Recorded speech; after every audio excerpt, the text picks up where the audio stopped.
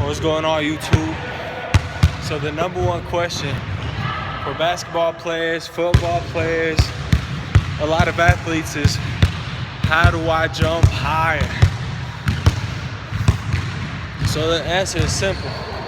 You do exercises that help the muscles that you need to jump. You gotta train them, you gotta strengthen them. So I'm gonna show you a couple exercises that you could do that help with that. And I used to play basketball in high school, and I used to search all over the internet how to jump higher and how to be quicker and all that. And I never got a straight answer. You always have to download these PDF files and whatnot. So I got an answer from Karim, which he is an Olympic trainer for track. So his workouts worked, and so I would love to spread the message of what he taught me. So alright, so the first exercise you want to do is just practice jumping with all your momentum. So when you're jumping, you're using your hamstrings the most, and as well as obviously your quads and your calves. So when you're jumping, you want to get as low as you possibly can, and then from there you want to explode up, and your arms are going to follow your body. So have something to touch, either the backboard or a wall or something like that. You can really, choose anything to touch, but just have a goal in mind. So from right here, you don't want to step on this way.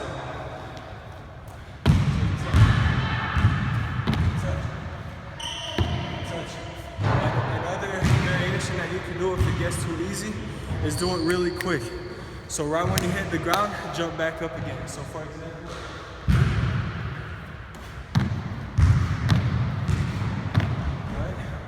that's one exercise. For this next exercise, it's also going to improve your explosiveness, and it's also going to make you a lot quicker. You're going to be hitting the ground and jumping with full strength every single time.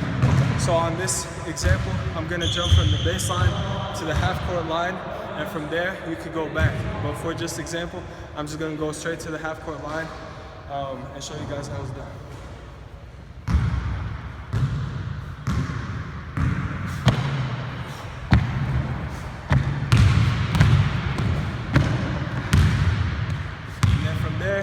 You might want to go back, or you might just want to continue to the full court line.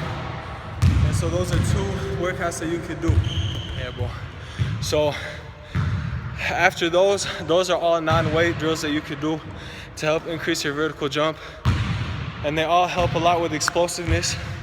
But to increase the strength of your leg muscle, the best exercises you could do are squats, because they pretty much simulate the jumping movement, or leg press and hack squats. And of course you want to work a lot on calves, because calves pretty much when you're jumping, they're the last muscles pretty much to activate, so it'll give you a little bit of a boost. So you can do like calf raises or anything like that, really. Lunges, squats, and calf raises, pretty much do those along with the two exercises, and I guarantee your vertical jump will increase. All right, before I end this video, actually, there's a key concept that I forgot to talk about.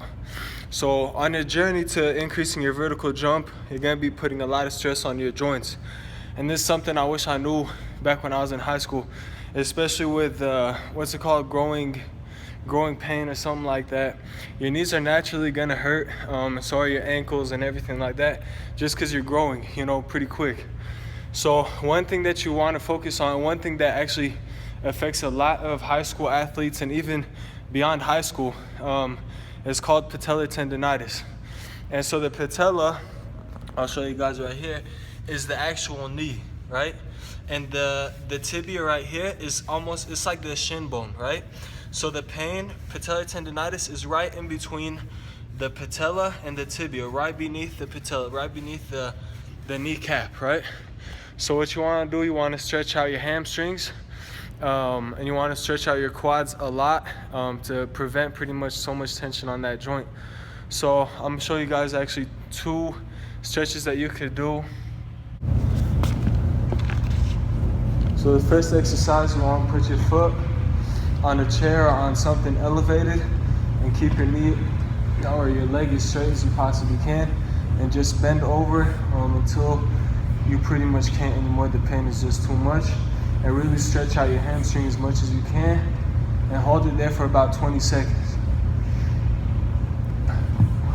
And then you're gonna switch knees, switch legs, and do the other leg, same thing. On this exercise, you wanna try to keep your back straight. Don't round your back so much. Just try to keep your back straight and stretch as far as you possibly can. Again, hold that for 20 seconds. Now for your quads, you can use something to help you balance. Or if you have good balance, you can just bounce by yourself and hold your foot and bring your leg back to pretty much intensify the stretch and really get in that upper thigh area.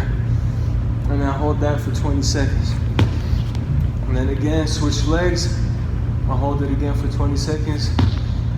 And something you might realize actually when you're stretching is one leg is a lot tighter than the other leg.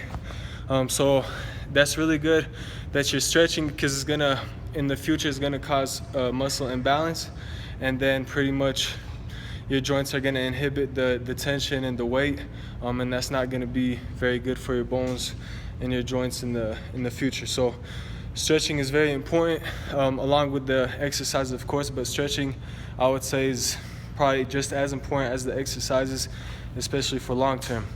And sorry for the quality of this video. It's on my phone, so it's not the best quality. Stay tuned and subscribe.